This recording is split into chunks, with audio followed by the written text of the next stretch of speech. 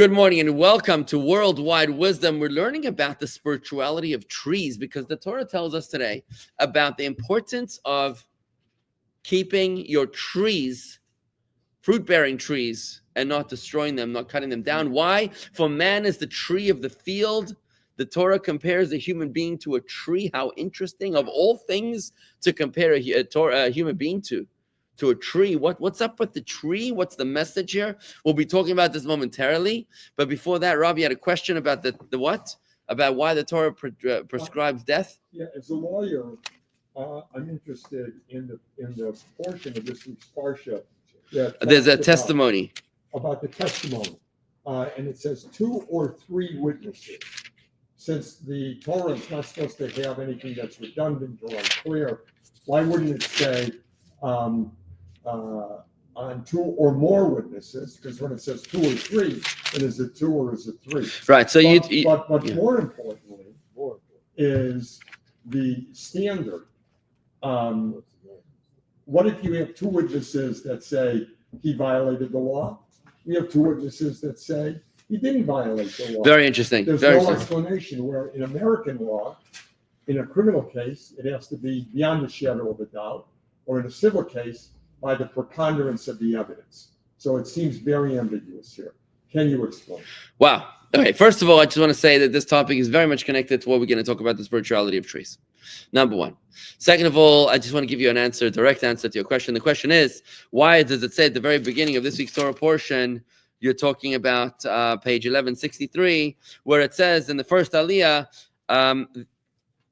again, it's page 1163, verse number 6, that the idolater who is liable to death must be condemned to death by the court by virtue of the testimony of a minimum of 2 witnesses or 3 witnesses. Well, remember, the Hebrew, the literal translation is in the boldface.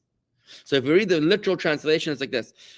He is liable to be put to death by testimony of 2 witnesses or 3 witnesses, may not be condemned to death by the testimony of 1 witness. That's the literal interpretation. Everything else here fills it in. So I just want to say this to you. This is why it's so important to understand why you have a written Torah and an oral Torah.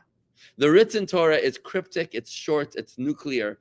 The oral Torah expands and expounds upon the meaning of the written Torah. So here you've got 2 specific questions. The first question you ask is, why is there a seeming redundancy of when the Torah says if there's 2 witnesses or 3 witnesses, he'll be held accountable? The Torah could have just said if there's at least 2, or Torah could have just said 2, and you would have automatically, obviously known that if you have 3, you also have 2, right? So that would be an entirely unnecessary. It's an unnecessary redundancy.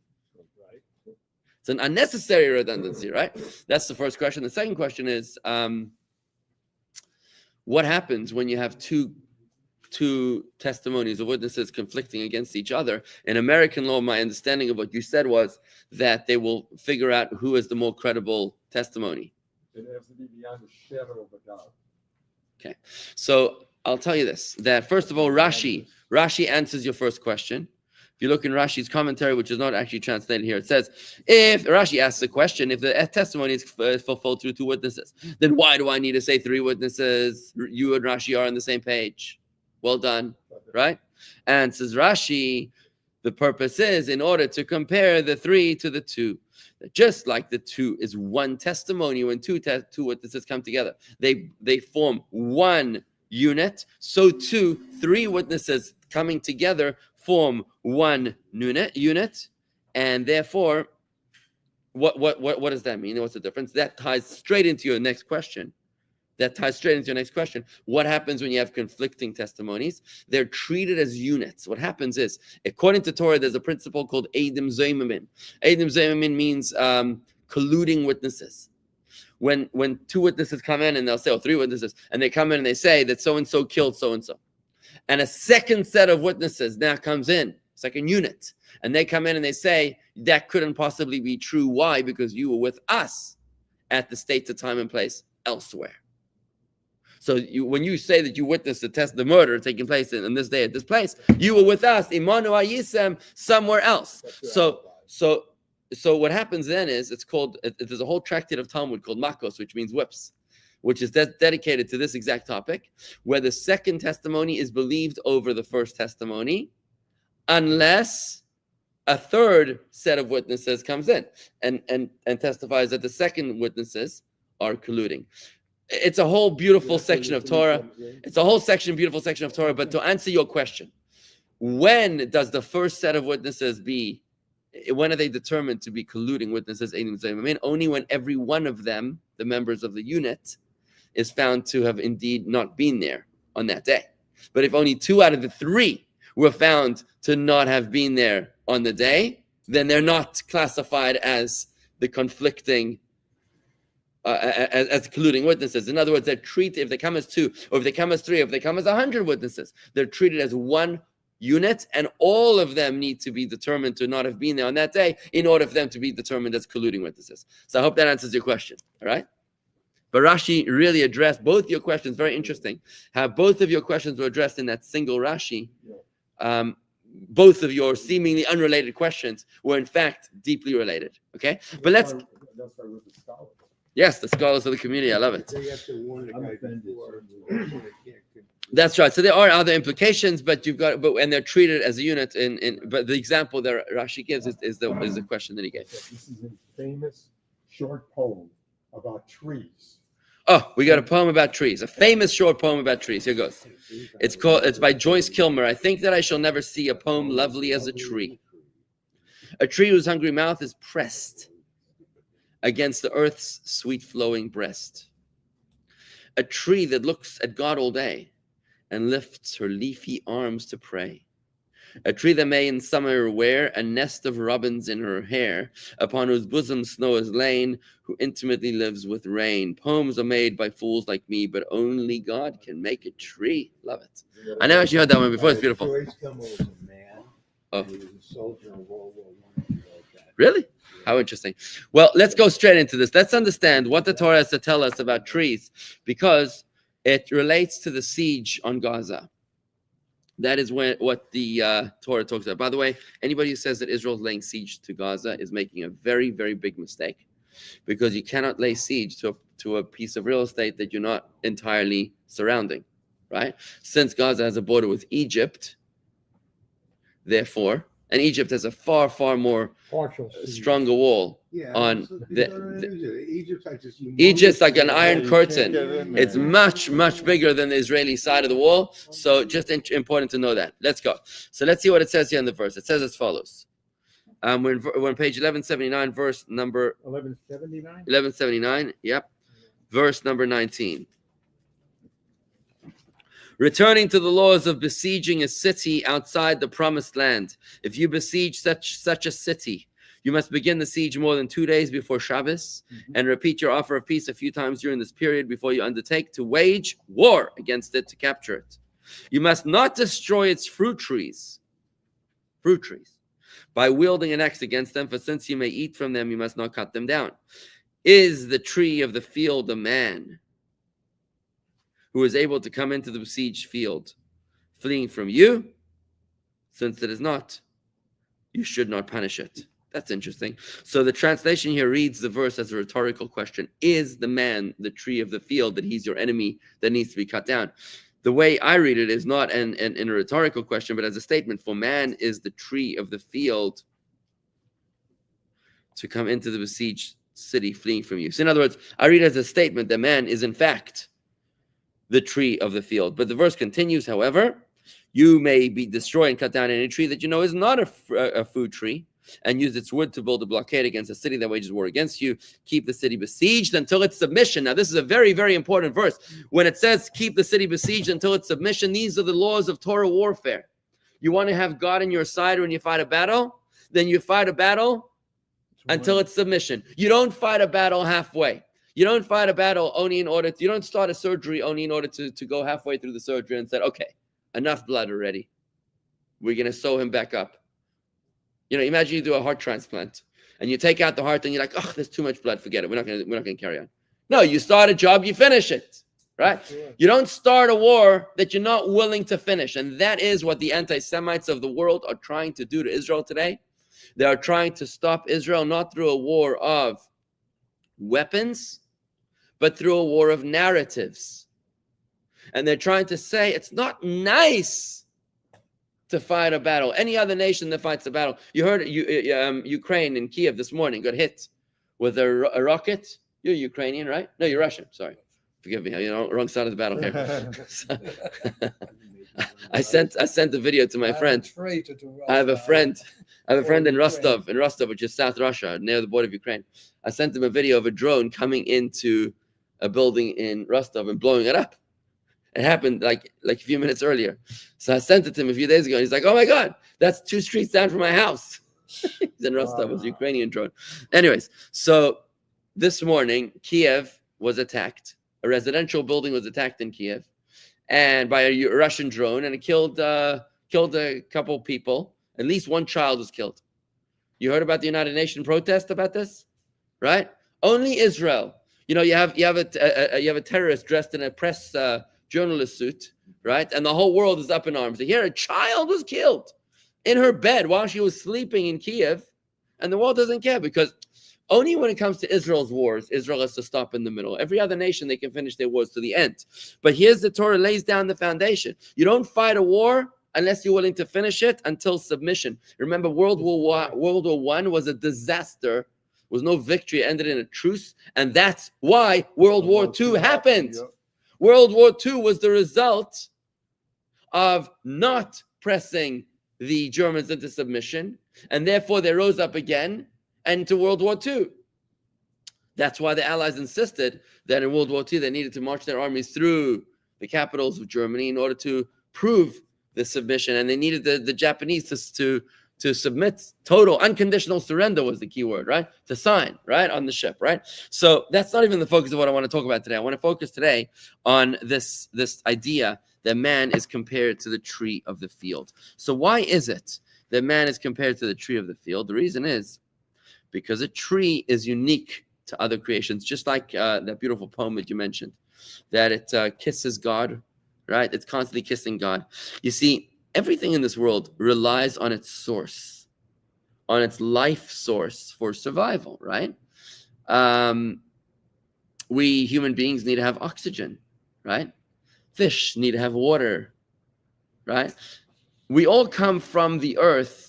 But the difference is, we have 4 strata in creation. We have the human kingdom, the animal kingdom, the vegetable kingdom, and the inanimate kingdom. Only the vegetable kingdom, which is the flora, the trees, the plants, only everything the Torah says comes from the earth. It says so in the book of Ecclesiastes, chapter 3, King Solomon's Ecclesiastes, Kol hayom min ha'afar, everything originated from the earth. But when it comes to the trees, they're the only ones that are never separated from their life source. It's interesting, trees and fish. Fish can never separate from their life source from the water, and trees can never separate from their life source. You separate them from the ground, they die. Animals and humans are able to roam the earth, proximity to the earth, but they don't actually reveal their connection to the earth at any time. Only the tree is truly connected at all times, to the point that if you separate the tree from the ground, it's going to die. And it does so throughout all seasons, right? Through winter, summer, fall, and spring. And even throughout those seasons, it's able to produce the fruits, right? The etrog, which we're going to buy soon for the festival of Sukkot, is, how do we know what an etrog is? The Torah doesn't identify the etrog, the citron, as a specific fruit by name in Torah. How do we know what it is? Because it says in the Torah, Priyat Sadar, which means the fruit of the beautiful tree. But another way to read that same word in Hebrew is the fruit that lives on the tree all year long. From what I know, I'm not a botanist, but from what I understand, the citron is maybe the only fruit that lives through all 4 seasons: spring, summer, fall, and winter. Right? So the citron can live on the tree for multiple years, whereas other fruits, from what I understand, they only survive their season and they're done. Right? So such is the nature of the tree that it's able to not only survive the various seasons, but it actually thrives through the various seasons and continues to produce its fruits. And in this regard, man is compared to the tree. This is how Chassidus explains this beautiful concept. Why? Because man also is incapable of being separated from his life source. The human being is not just a physical body, which is a corpse. He's actually a spiritual life, a soul, which animates him with life. In fact, how you say soul in Latin is anima. Anima, like animation, which means life. The soul is life. And in order for this human being to be to be alive, he's got to remain connected always to his life source. So what then is the life source of a human being? Exactly right, Arnie. Kiheim chayenu. It says this in the verse. Is it in this week's Torah portion or next week's Torah portion? Coming up in chapter 30. No, it's Parshas Nitzavim. In Parshas Nitzavim it says, Kihu chayecha ve'erech yamecha, for it is your life and the length of your days, a reference to Torah. Torah is Kiheim chayenu. Torah is our life. And it is from Torah that a Jew is able to draw his life source. Remember, God and his Torah are one. And since we come from God, therefore, we are deeply connected to Torah, right? Where does a child come from? The Zohar tells us that we are the children of God, right? We are the children of Hashem. B'ni b'chari Yisrael, my son, my firstborn Israel. So where does a child come from? Which part of the parent? Comes from the parent's brain. This is what it says in the Kabbalah. Now, it's interesting to understand this idea. I don't know if modern science has caught up to identify this particular topic, this specific detail. But if you think about it, the child must be sourced in the highest faculties of the parent. Because if the child is originated only in the lowest faculties of the parent, maybe in the dance moves. Well, let's say dance moves are less advanced than intellectual prowess, right? So if a child was sourced in the lowest faculties of the parents, then the child will be able to maybe dance like the father, but not be able to think like the father, right? But when it comes to, we see children, they don't only resemble the parent, they actually think like the parent. And it's beautiful to see how children resemble their parents' behaviors. So it's because the child is sourced in the parents' highest faculties, which is the brain.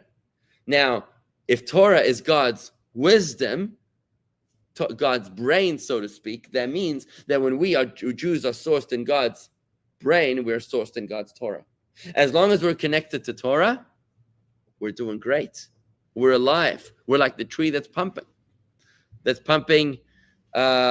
does the tree pump? Sap and enzymes and nutrients, right? But if you're going to separate yourself from Torah, what are you going to be left with? Just a stump. Just a trunk. It's a beautiful story of an ancestor of mine. I once went to a Torah ceremony that was donated by Eli Wiesel, blessed memory. Eli Wiesel was a famous Holocaust survivor. He was dedicating a Torah in Ramot in Israel. I must have been about 15 years old. And there we were. He invited all the members of his extended family to this particular Torah dedication ceremony. I don't remember all the details, but I do remember that as extended members of his family, we were given a family tree. And in this family tree, they showed how that branch of the family goes all the way back to King David. I still have the family tree at home, but I'm looking at the family tree and I see one of my apparent ancestors. They were asking people, so are you from this aunt, this uncle, this grandfather, this great uncle? And they were handing out different family trees so people would be able to know, their ancestry. So what happened was that I'm looking at the family tree and I see that apparently one of my ancestors, his name was Rabbi Elchanan HaEpifior, Rabbi Elchanan the Pope. So I looked at my dad. I'm like, is it just me or is this a little weird? Rabbi Elchanan the Pope? I mean, That's strange. That's a little odd. What happened here? So we looked up the story. The story goes, I don't remember exactly when it happened, but that there was a great rabbi by the name of Rabbi Lazar Hagadol, Rabbi Lazar the Great. He was a brilliant Talmudic scholar. And his wife tragically died young. His wife died young, and she left him with two twin boys. Now, in order to care for the boys, he hired a nanny, a non-Jewish nanny, to take care of the boys. Problem was that one day when the rabbi was away studying Torah, teaching Torah, doing whatever he was doing, he would have taken the boys with him, but one of them was sick. So the sick one, Elchanan, was sick. He left him behind with a nanny, and by the time he came back, she was gone and the boy had disappeared. Now the rabbi was a brilliant man. He was a logician. You ever heard of that? Logician? Yeah. He was a logician. So he understood what happened over here, living in the culture of the Christian church that was influencing people to convert to Judaism, to Christianity, and telling Christians that they would save their souls if they would capture a Jewish child and bring him to the church. He understood that she must have taken him to the church. So he went knocking on all the churches and the monasteries nearby, give me back my boy, but of course he was turned away. And he had no choice, no power, no protection to protect himself to bring back his boy. Can you imagine a husband lost his wife and now he lost his boy to kidnapping? Terrible. Meanwhile, the boy was very sick. He was delirious. He wakes up weeks later and he doesn't really know where he is. He must have been young. He's 4 or 5 years old. So they tell him, this is your house and we're your parents. And he says to them, they say to him, you're a Christian now, and that's it. Of course, he couldn't put up a fight. And they raised him in the monastery. And there he grew up. He was a very, very, very smart boy. So he grows up to rise to the ranks. He becomes a young priest, and he becomes a priest.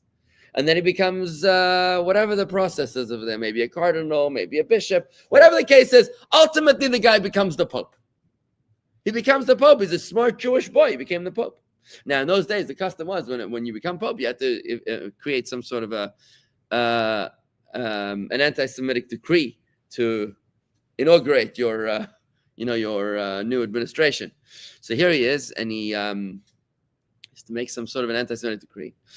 And the Jewish people sent a delegation to go out and see if they could appease him. So who's chosen to lead the delegation? His father. Rabbi Lazar Agadol, Rabbi Lazar the Great, the father. Unbeknownst, he's going to greet his own son. As he's brought into the Vatican with the other rabbis, the butler of the Pope introduces the delegation of rabbis, and he says to them, the senior member of the delegation his name is Rabbi Lazar. They call him the Great, and one of the reasons why they call him the Great is because he is so smart, and he never, in fact, lost a game of chess in his life. Really, says the Pope. I would love to play chess with him. So they bring out a chessboard, and the horror. Can you imagine who won the game of chess? Who do you think won the game of chess, Mark? Tied. No one won. So Mark thinks nobody won. Nope. Who do you think won?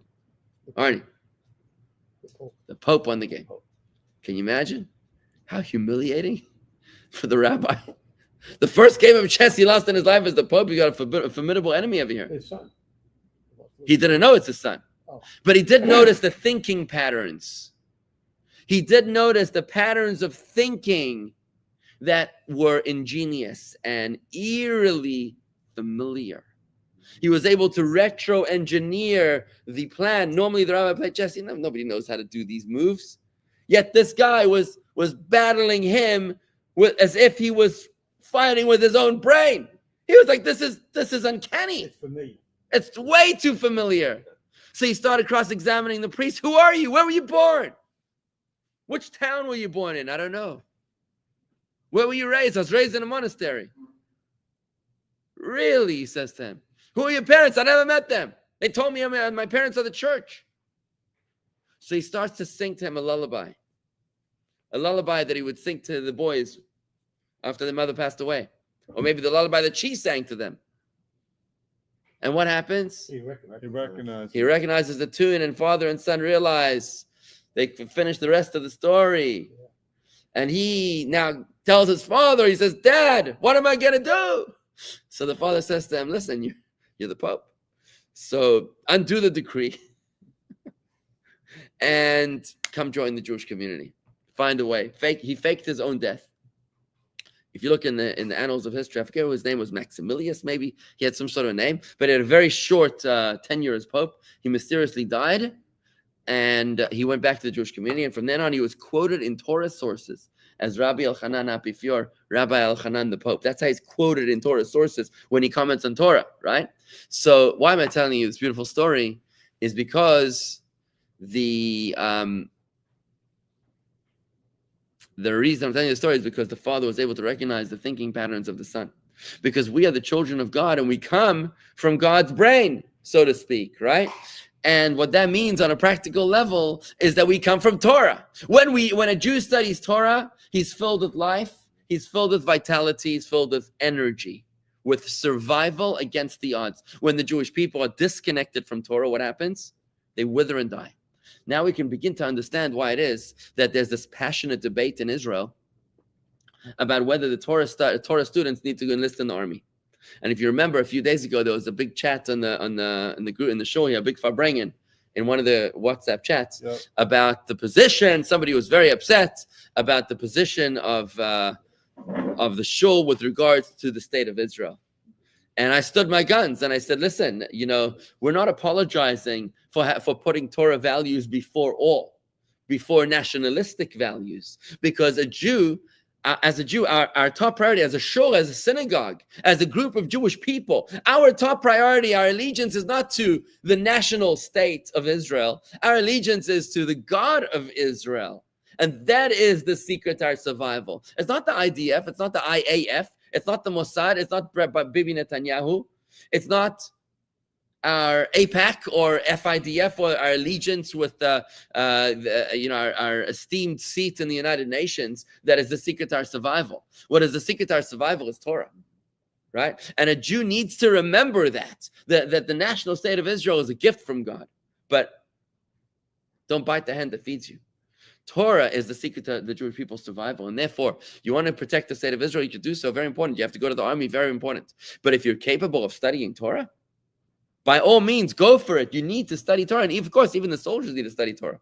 But then there's special units in the army. There's unique units. There are soldiers that are in infantry. There are soldiers that are in parachutes. There are soldiers that are in tanks. There are soldiers that are in intelligence. You know that there are soldiers that don't pick up a gun. You know why? Because all what they do every day is that they deal with computers. They don't need to deal with machine guns. They don't need to know how to drive a tank or how to jump out of an airplane, because their job is to watch a computer screen all day and to know exactly what Bashar Assad is doing today, or they need to know what the Ayatollah is eating for breakfast tomorrow morning. That's their job. It's not about shooting a machine gun. Another division of the Israeli army is those that study Torah. What? Yeah, but they don't want to go in the army to do that. They just don't want to go. I want to tell you, I was recently in Chicago. Went to visit my son. And my son, he told me before I went, he said, Tati in Yiddish, and his father says, Tati, you don't need to do this. But my friends asked, but you don't need to do this. But my friends asked if you would like to make a Farbrengen with my class, but you don't need to do this. You have to do it. I said, Shalom, I don't want to do this. Anyways, my wife heard about it and she forced me to do it. So we had a Farbrengen. And what did we talk about in the Farbrengen? I said, boys, I need you to understand. You're 15, 16 years old here in Yeshiva in Chicago. And you might settle into a state of complacency, thinking that I'm just going to roll with the punches over here and just sort of survive the year and survive until lunchtime, until dinner time, until summertime. No, I needed them to understand there's a war going on in Israel and it's on your shoulders. We are one collective corpus. We're one nation united. And you are a unit that cannot be sleeping on the job. If you're a yeshiva in Chicago, you need to make sure that you are providing spiritual cover to a soldier in Gaza, to a soldier in Lebanon, to a soldier in Syria, to an Air Force pilot in Iran, and to a Mossad agent in Pakistan. You are providing that cover because you are part and parcel of that army unit, and you need to make sure that you are working with alacrity and not verschlafen, asleep on the job. And the boys really were so taken. They were so taken aback. And I proved it to them from verses in Torah. And then I said to them, one of the boys is very upset with me. He's from Washington. He said to me, he says, Rabbi Vikler, how could you possibly say that my Torah study will make a difference? How could you possibly say that my Torah study will make a difference and impact to the war in Israel? What am I? I'm nothing. And the Torah is for thousands of years already, and hundreds or dozens of generations. So then I looked at him and I said, this is a real farbrengen. And I said to him, the Torah was written only for our generation. What are you talking about? I said, in the very first Rashi in the Torah, what does it say in the first Rashi in the Torah? It says, why do we have so many stories, so many narratives in the Torah? The stories of Adam and Eve and of Noah and the flood, and Abraham, Isaac, and Jacob, and Sarah, Rivka, Rachel, and Leah, and the 12 tribes, and Joseph, and the going down to Egypt. What do we need all this for? The Torah says Rashi should have begun with the first commandment halfway through the book of Exodus. The reason that the Torah began with the narratives of the first book and a half of Genesis and Exodus is because the time will come in the future when the nations of the world when the Jewish people will dominate the land of Israel, and the nations of the world will accuse Israel of having stolen the land from them. And the only answer that the Jewish people will be able to give as to why they are not stealing the land, why they're not colonialists, is because God, who created heaven and earth in the beginning of creation, is the one that created Abraham, Isaac, and Jacob, and he promised to them the land of Israel, and he gave it to the Jewish people. It is the creator of the universe who gave us the land. We couldn't possibly be colonialists. I said this to the boy, and I said, listen, when did that happen in the history of the world? When did it happen in the history of the world that the Jewish people living in the land of Israel are going to be accused of stealing the land? It only happened now, like certainly since 1967, right, after the Six-Day War, but most acutely after October 7th in the past 2 years.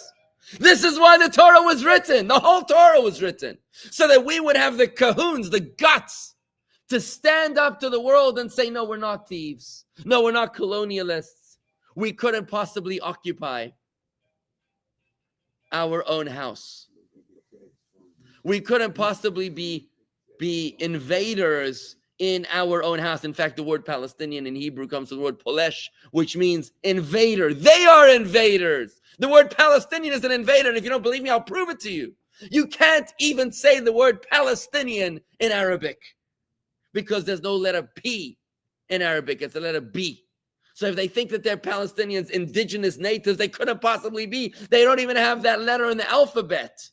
They couldn't possibly be indigenous natives. This is our homeland, and it's up to us to exhibit the courage of our convictions, to believe in ourselves, to say the Torah and God is who gave us this promised land. But as long as we're embarrassed of Torah, as long as we're cut off from Torah, our prospects of survival are dismal, bordering on the miraculous. It's only when we're able to have the courage of our convictions to turn to the world and to say without fear, we are the heirs of the promised land. No other country in the world is called the promised land.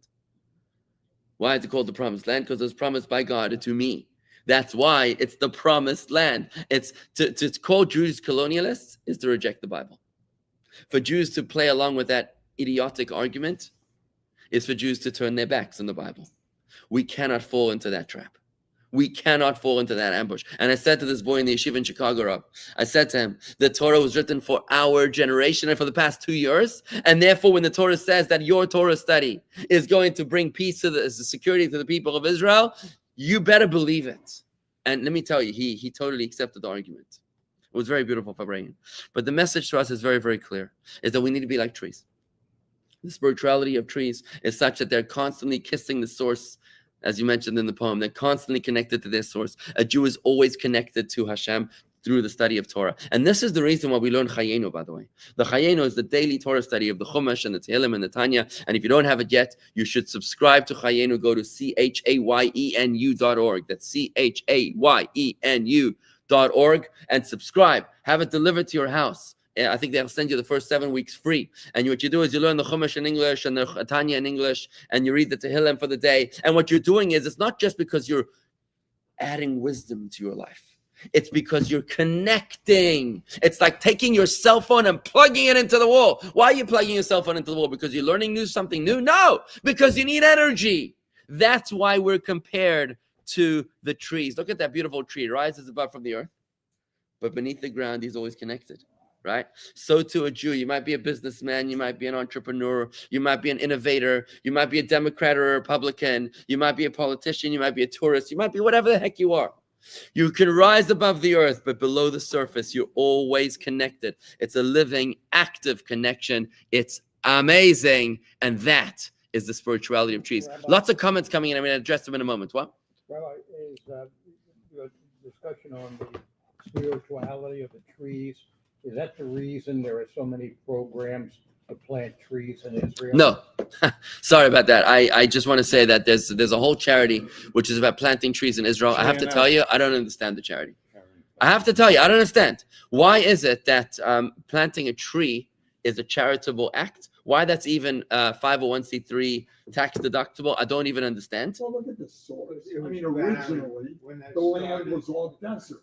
So the idea was to make it blue. Okay, so And that was a way to provide funds to get trees into place. okay, fine. So now, if the purpose of the planting of the tree is to settle the land, like as a nationalistic endeavor, nothing too exciting.